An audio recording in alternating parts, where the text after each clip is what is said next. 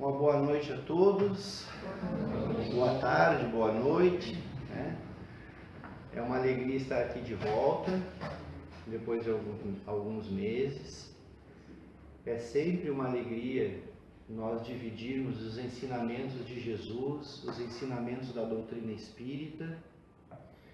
E hoje nós trouxemos esse tema, que ele faz parte deste livro Boa Nova. Ele foi ditado pelo espírito Humberto de Campos, através da psicografia de Francisco Cândido Xavier.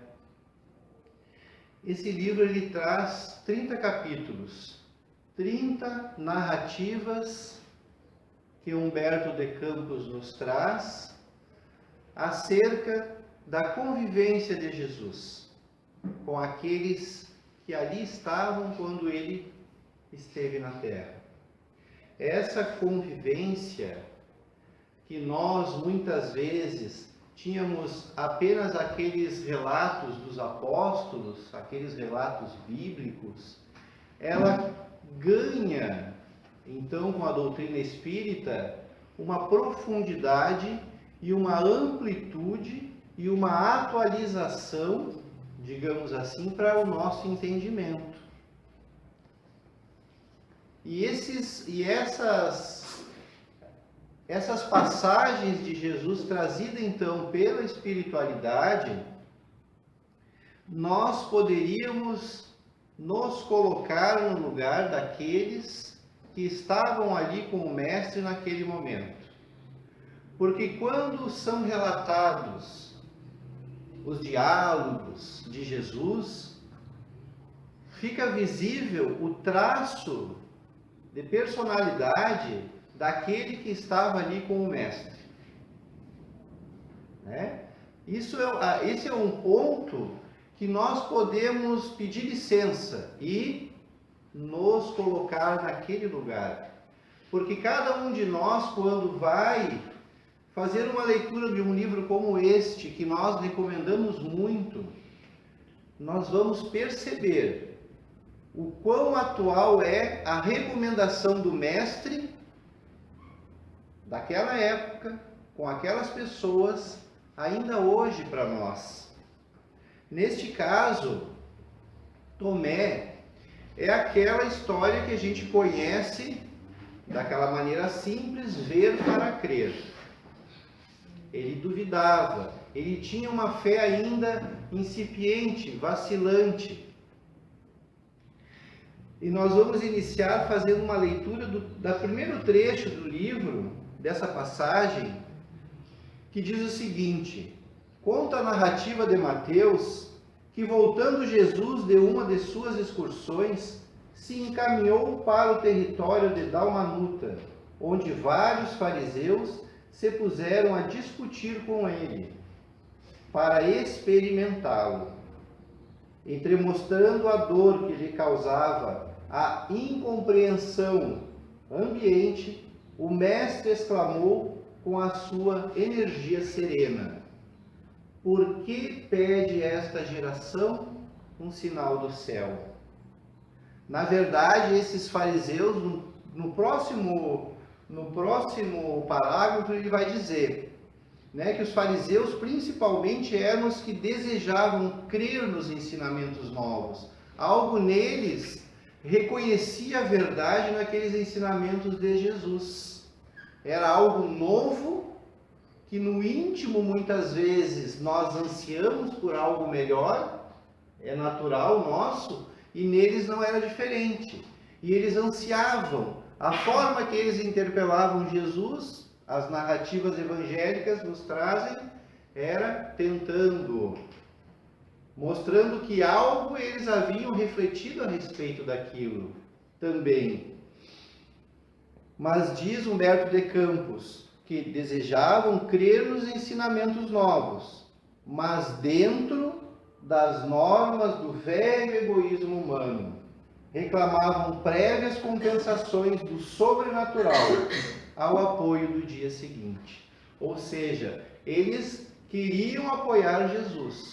Até pensavam nisso, se unir ao Mestre, mas queriam provas, queriam sinais dos céus, queriam milagres. E Jesus os distribuía. Mas lembremos que quando Jesus expulsava um demônio, curava um obsidiado, quando ele curava um enfermo, qual eram as suas palavras? Qual eram as palavras de Jesus, o Mestre, quando obtinha uma cura? Quando alguém se curava na sua presença, ao seu toque. Vá, a tua fé te salvou. E recomendava para que aquela pessoa vigiasse, cuidasse as suas atitudes, para que não lhe ocorresse algo pior. Então vejamos o que seja a cura nesse contexto, onde Jesus mesmo nos disse que muitas vezes se nós nos curamos de algo e Jesus nos recomenda não nos cuidar, será que nós estamos curados de tudo ou de todo? Emmanuel, no livro O Consolador, vai dizer que a saúde do espírito é a completa harmonia do espírito, a verdadeira cura. Então Jesus prodigalizava, ele enchia o ambiente de uma energia que era curadora e se operavam o que se chamavam os milagres, mas ainda assim se queria sinais dos céus, se queria algo a seu bel prazer. Assim como quando surgiu a doutrina espírita, quando aquelas comunicações ostensivas das mesas, elas eram um divertimento, onde as pessoas ainda não enxergavam algo sério por trás daquelas manifestações. E dentre os apóstolos, Tomé era o que se deixava levar por essas manifestações. Tomé era quem chegava até Jesus ansiando que ele provasse ser o Filho de Deus por esses tipos de sinais, por esses milagres, por essas questões ostensivas. E Jesus, como lemos aqui, ele pergunta: por que pede essa geração um sinal do céu? Por que será que Jesus faz esta pergunta em meio daquele ambiente tão hostil e ainda tão incipiente em relação às coisas da espiritualidade? Então, Tomé era um discípulo de valor, provou isso em outras ocasiões. Mas a sua fé ainda era vacilante. Mas este traço da personalidade daquele discípulo, esta questão a ser trabalhada, e foi trabalhada por Jesus, ela foi trabalhada para Tomé ou para todos nós? A dúvida que Tomé sustentava, ela muitas vezes é presente na nossa vida. Porque a dúvida, quando ela é sustentada, quando ela tem um objetivo positivo, ela é muito saudável. Ela é sinal de que nós estamos pensando em algo. É sinal que nós estamos buscando algo. E Tomé, no contato do Mestre, ele usava muito o seu raciocínio. Ele pensava, o Evangelho havia tocado sim o seu coração. E como nós já dissemos, que é como relata Humberto de Campos, a fé que era ainda pequena, ainda vacilante, ela perdia o raciocínio inúmeras vezes. Então, quando nós somos tocados pelo Evangelho, quando nós assistimos uma exposição doutrinária hoje, por exemplo, ou quando nós recebemos o passe e recebemos uma energia salutar, nova, que nos reequilibra, que nos deixa num estado melhor do que quando nós chegamos aqui, nós ficamos felizes, nós ficamos satisfeitos. Então essa satisfação, esta felicidade, mesmo que momentânea, ela nos projeta muitas vezes a querer dividir aquilo. E era mais ou menos esse estado de coisas que parece Humberto de Campos relatar nesse texto, de que Tomé, sendo tocado pelo Evangelho, ele queria expandir o Evangelho pelo mundo. E que isso fosse algo simples, ou que isso fosse algo rápido. Porque na presença do Mestre, num primeiro momento, ele se sente melhor. Quem na presença do Mestre não se sentiria melhor?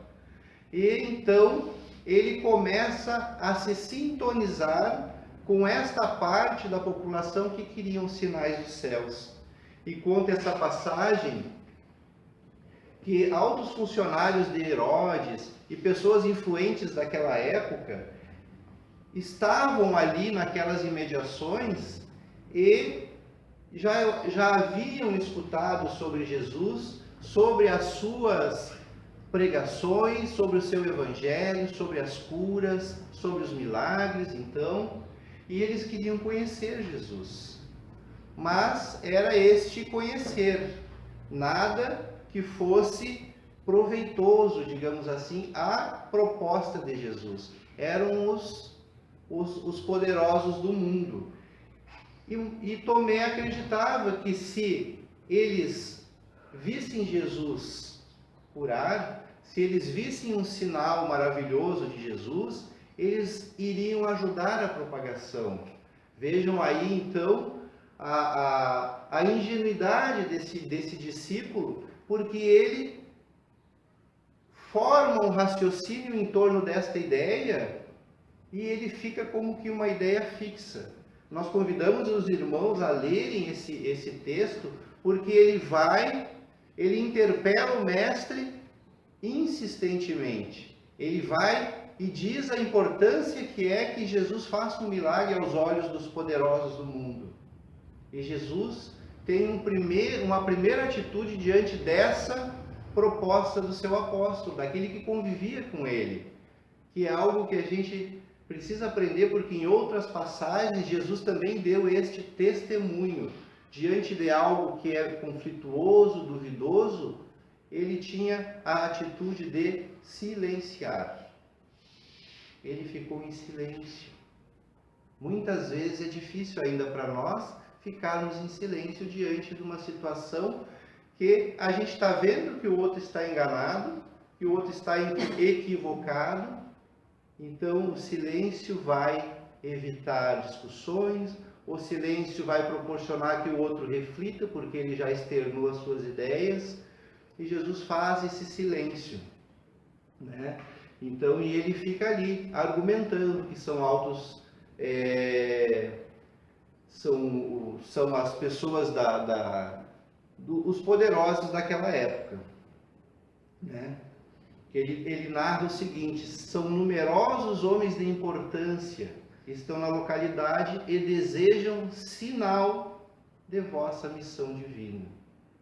Vejam, eles estavam querendo realmente uma comprovação de Jesus, uma comprovação material daquele que veio lançar a semente da vida espiritual. Não dava, né? Não tinha como Jesus concordar com isso. E seguindo as interpelações, seguindo a insistência, o mestre daí pergunta: o que desejam de mim? E ele continua naquela insistência. É mais ou menos quando a gente está conversando com uma pessoa que está nervosa e a gente diz alguma coisa e a gente percebe que ela continua falando e não ouviu o que nós dissemos. Ele continua naquela, como é que a gente chama, aquela tecla que imantou, né, que grudou, né, o disco furado, na época do disco, o disco furado.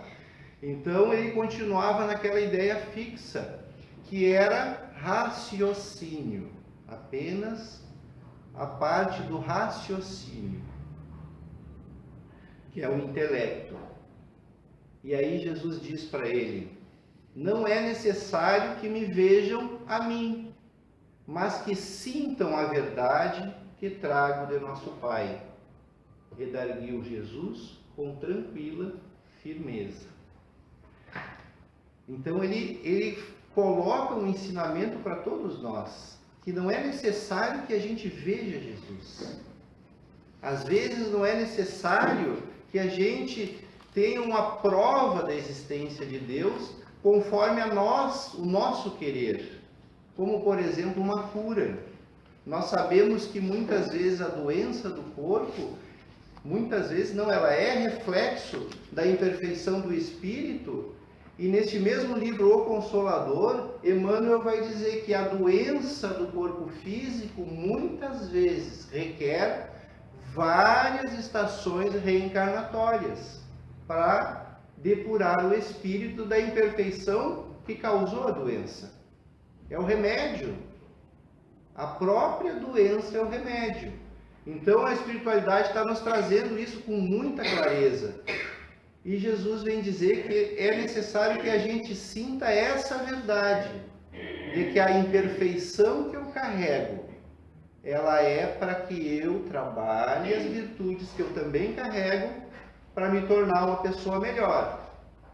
E que muitas vezes eu me apego às minhas imperfeições. Por que a gente se apega às imperfeições? Porque elas casam direitinho com o que é material, com os prazeres do mundo.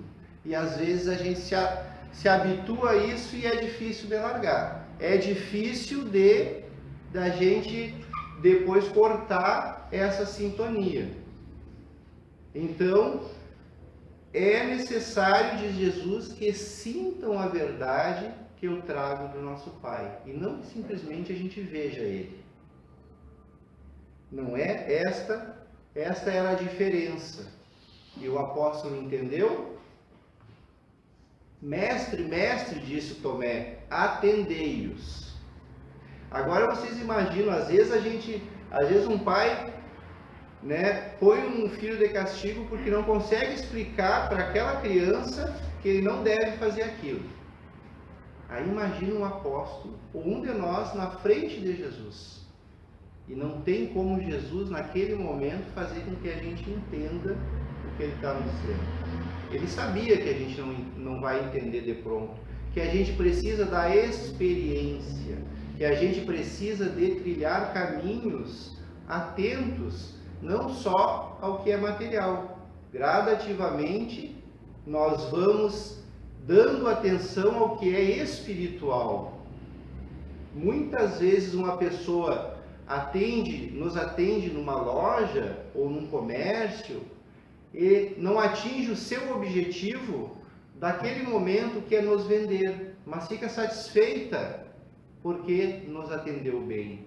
Então ela está já observando o que é espiritual, em detrimento do que é material, fazendo as duas coisas juntas. Então o discípulo, ele continua insistindo para que o mestre atenda-os. E ainda diz assim a Jesus, depois disto: que será do evangelho do reino e de nós mesmos, sem o apoio dos influentes e prestigiosos? Ele não entendia como é que o evangelho ia se fazer na terra, como Jesus estava dizendo, se os poderosos não apoiassem. Então isso para ele se deixou envolver por essa ideia, E mais adiante a gente vai ler um trechinho do livro dos Médiuns, onde Kardec faz algumas colocações que vão ao encontro desta fala, de que o espírita também às vezes se deixa levar, mesmo o trabalhador espírita mais experiente às vezes se deixa levar por questões sutis que vão afastando do caminho reto, muitas vezes, o seu trabalho, o seu coração. E aí insistiu ainda, mostrai-vos a esses homens, revelai-lhes o vosso poder divino. Ao demais, eles apenas desejam conhecer-vos de perto. Ou seja, ele usou todas as artimanhas, tudo que... É aquela criança, que não conseguiu mais nada, se atira no chão, chora, faz beicinho, ele quer aquilo. E Jesus, pacientemente, vai conversando com o discípulo. E diz o seguinte: Tomé, Deus não exige que os homens o conheçam, senão no santuário do perfeito conhecimento de si mesmos. bater o martelo.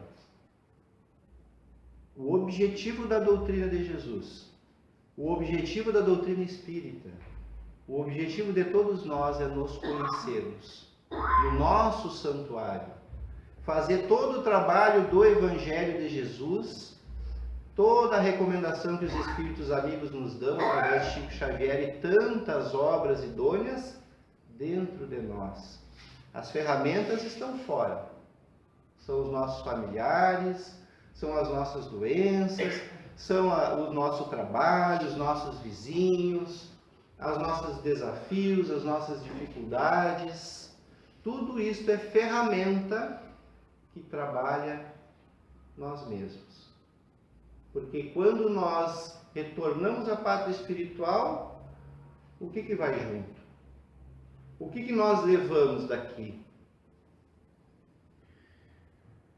Será que ele convenceu Tomé agora? É 30 minutos? Mas o horário de verão, o Jorge me falou que tinha uma hora a mais aí. Pode ser? Quando vem de fora tem 2. Tem 2 horas? Então tá bom. Segue Jesus dizendo: eu venho de meu Pai e tenho de ensinar as suas verdades divinas. Nunca reclamei dos meus discípulos as suas homenagens pessoais. Apenas tenho recomendado a todos que se amem reciprocamente através da vida. E desfazendo as ponderações descabidas do discípulo, continuou: julgas então que o Evangelho do Reino seja uma causa dos homens perecíveis? São sementes que Jesus vai colocando no íntimo de cada um de nós, esses questionamentos. Nós notamos que a maioria dos ensinamentos de Jesus vem por questionamentos. Ele pergunta para nós, porque ele sabe que dentro de nós está a resposta. E ela só vai ter valor quando a gente buscar ela e aceitar que precisa trabalhar isso. Aí a gente alcança. Aí sim vem a cura. Aí tem a diferença do estar doente, né, e ser doente. Aí vem aqueles vídeos que vale a pena a gente ver, como ocorreu um tempo atrás, num hospital, no Instituto de Câncer, 2 meninos internados, um caminhava já, tinha uns 4 ou 5 anos, não mais que isso, e o outro era pequenininho, estava numa caminha com um soro, e o maiorzinho empurrava ele pelos corredores. Ele está doente, vai passar. Então, e muitas vezes as pessoas, os adultos também, numa situação como essa, ele tem algo bom para falar para aquele que deveria estar ali cuidando dele, velando por ele, né? Que aparentemente está saudável. E aí Jesus arremata dizendo: mas se são incapazes de perceber a presença do nosso Pai, como poderão reconhecer um simples sinal? Deus está em todas as coisas. Nós olharmos a natureza, a presença de Deus. E esses poderosos, eles só enxergam o seu poder, o seu saber e aquilo que eles desejam, aquilo que eles querem. Jesus vai fazendo esses questionamentos e diz: vai, Tomé, dize-lhes que o Evangelho do Reino não se destina aos que se encontram satisfeitos e confortados na terra. Destina-se justamente aos corações que aspiram a uma vida melhor. E nós convidamos os irmãos, se possível, lerem todo esse capítulo, que é de uma beleza imensa, é um ensinamento que toca. A partir daí, Tomé começa a modificar as suas ideias, Jesus é levado à cruz, Jesus reaparece então aos apóstolos, e Tomé não está na sua primeira aparição, e quando os apóstolos e aquele colégio dizem que Jesus havia vindo, ele não acredita, né? E aí vem o relato que ele só acreditaria se colocasse as mãos nas suas feridas. E Jesus então aparece novamente quando Tomé está e o convida a tocá-lo. E hoje a doutrina espírita nos traz com muita propriedade que essa manifestação de um espírito desencarnado, que seja possível que nós toquemos, é completamente confiável, é completamente dentro das leis da natureza, não tem nada de sobrenatural. Quantas e quantas pesquisas de pessoas sérias já foram feitas comprovando a manifestação mediúnica, inclusive podemos se tocar. Recordamos do livro Recordações da Mediunidade, da Ivone Pereira do Amaral, que quando esteve em determinada cidade, ela relata que nunca viu na sua vida, na sua última encarnação, que é esta que ela está relatando, tantas manifestações de materialização de espíritos como naquela cidade, que agora não recordo o nome, que ela passou algum tempo. E teve oportunidade de ver espíritos se materializar como se fizesse isto agora e carregar objetos pela sala à frente de todas as pessoas. Então o mestre, que era Jesus, se materializa e Tomé pode tocar então a sua ferida. E aí Jesus vai dizer que este era o testemunho. O total esquecimento de si mesmo. Todos haviam o abandonado e ele segue trabalhando por todos nós. Nós havíamos dito que iríamos mencionar o livro dos médiuns, até para que a gente faça sempre essa referência do ensinamento de Jesus com a codificação kardeciana de Allan Kardec, as obras básicas e também as obras que são complementares e que são idôneas, como essa que nós trouxemos. E Allan Kardec, na primeira parte, capítulo 3, quando ele vai tratar do método, ele vai dizer o seguinte: entre aqueles que um estudo direto convenceu, ou seja, da doutrina espírita, da existência dos espíritos, da imortalidade da alma, da pluralidade das existências e dos mundos, ele ainda distingue os espíritas que tiveram esse contato, esse estudo entre nós. Todos nós temos um pouco de cada um deles. Ele vai dizer que os primeiros, eles creem nas manifestações, né? Como nesta passagem de Tomé, aqueles que queriam o sinal do céu. Ele crê nas manifestações e ponto, param por aí, né? Tem outros, e ele chama esses dos espíritos experimentadores, mas tem outros, os que veem no espiritismo outra coisa além dos fatos, compreendem a sua parte filosófica e admiram a moral que dela decorre, mas não a praticam. Então, eles ainda são apegados àquelas coisas da terra, aquelas questões que impedem que a gente veja o que é transcendental, o que é espiritual. Ele classifica os terceiros como os espíritas cristãos, os segundos espíritas imperfeitos.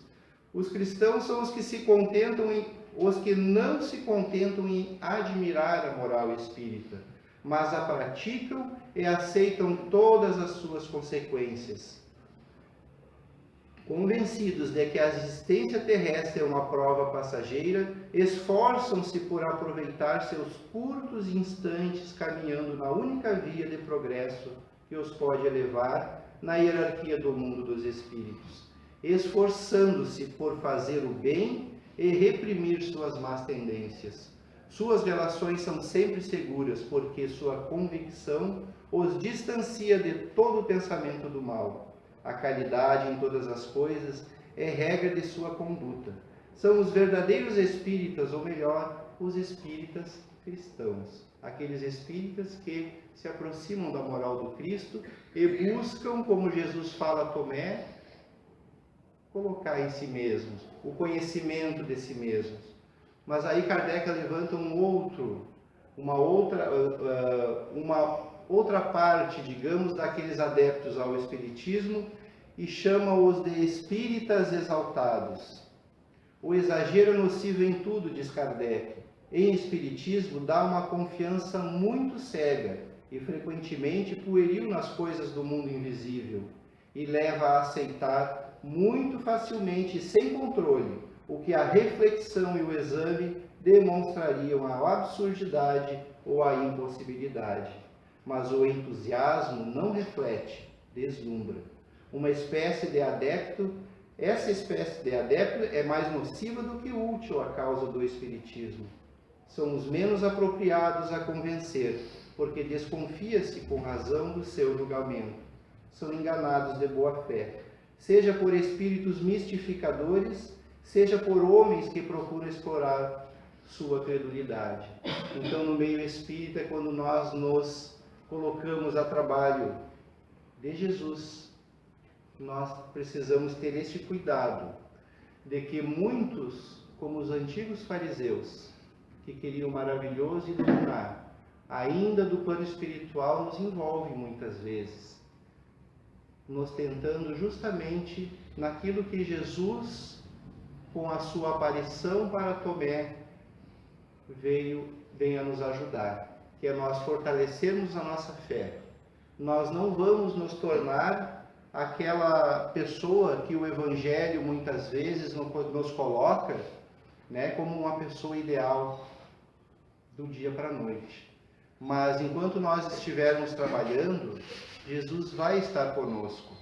Há uma historinha para a gente encerrar, muito singela, e que nós tiramos de um livro de evangelização. E ela vai vir ao encontro daquilo que nós precisamos cultivar no nosso dia a dia.